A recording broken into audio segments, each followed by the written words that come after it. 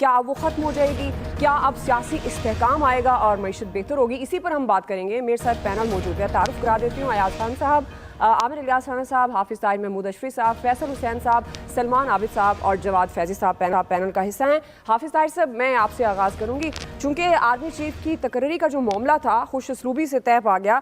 इससे पहले तो मामलात लगते थे कि रुक गए हैं। अगर हम सियासी मामलात की बात करें, तमाम सियासी रहनुमा, हुकूमत, अपोजिशन, सबका एक ही टॉपिक था, नई इस तैनाती को लेकर, नए आर्मी चीफ को लेकर।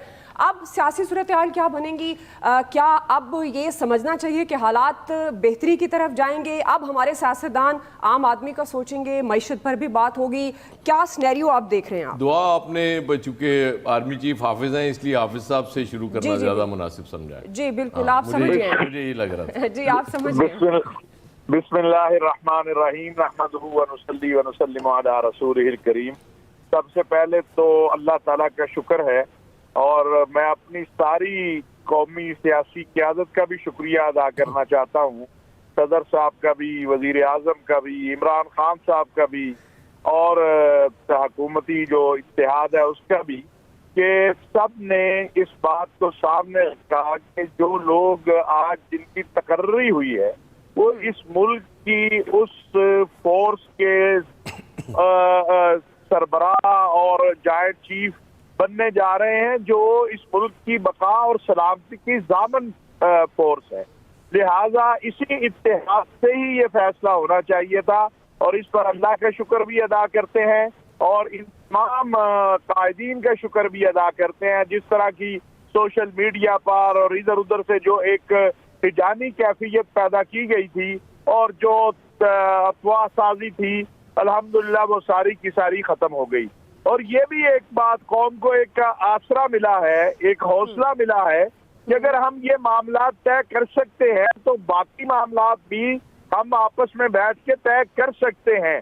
लिहाजा अब सदर मुमलिकत और वजीर आजम दोनों को आगे बढ़ना चाहिए और मसाइल के हल के लिए कोशिश करनी चाहिए।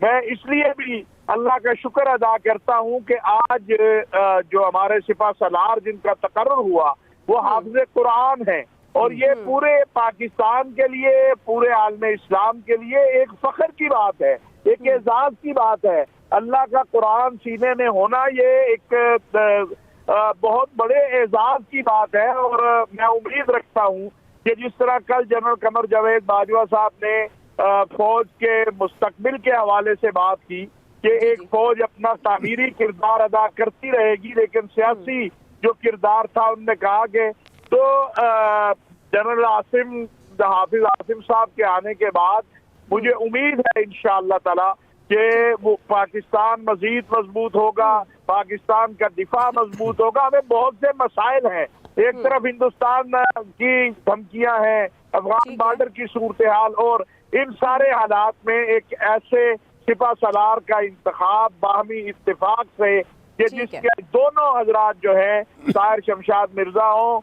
या हाफिज आसिम साहब हो, ये बात कही जा सकती है कि अपने फन और अपने अफवाज पाकिस्तान के हवाले से उनके जो तजर्बात हैं, उनकी जो मेहनत है और उनकी जो जद्दोजहद है, उसके ऊपर कोई कलाम नहीं कर सकता, कोई बात नहीं कर सकता।